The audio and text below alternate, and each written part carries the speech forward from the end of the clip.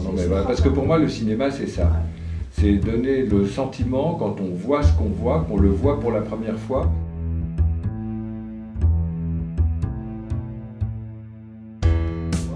Même s'il y a eu 1 million de films avant.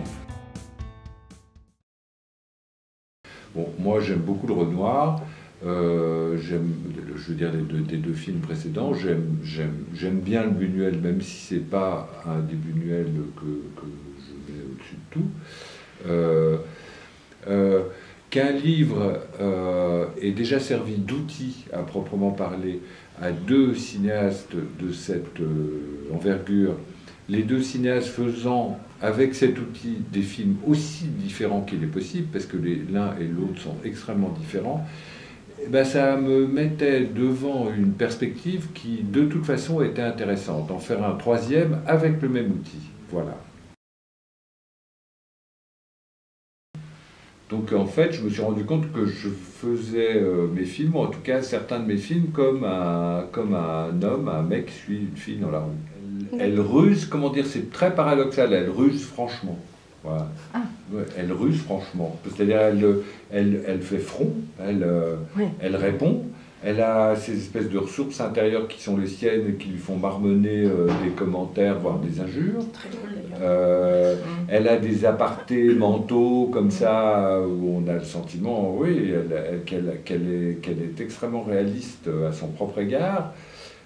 Donc elle affronte immédiatement sa condition de servitude soit évoquée, et où aussi immédiatement soit évoquée son attitude, sa position, elle, par rapport à cette servitude, qui est de toute façon insolente, rebelle et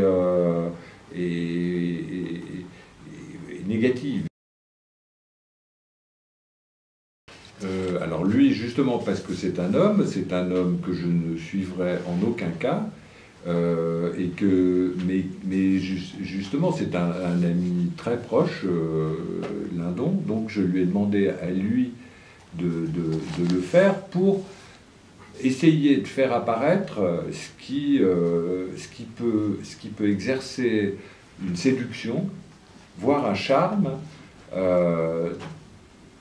dans quelque chose à partir d'un corps et d'un esprit parfaitement repoussant, répugnant. Ça arrive, repoussant. Non seulement ça arrive, mais le XXe siècle est fait de ça. Donc ça m'intéresse. Le charme du pire. Tout ce qui fait le pays où on vit aujourd'hui, idéologiquement, politiquement, sociologiquement, trouve son origine à ce moment-là, qui est exactement le moment du film. Ça a commencé à la fin du XIXe siècle, ça s'est cristallisé pour devenir quasiment le discours général du pays, avec l'affaire Dreyfus.